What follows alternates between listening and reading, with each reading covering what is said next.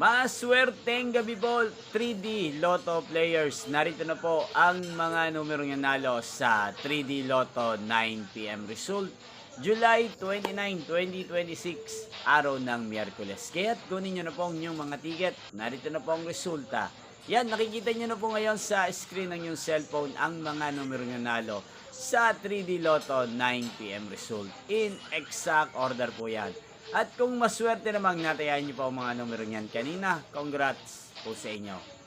At narito po ang mga numero nanalo kaninang 2 PM result at 5 PM result sa 3D Lotto.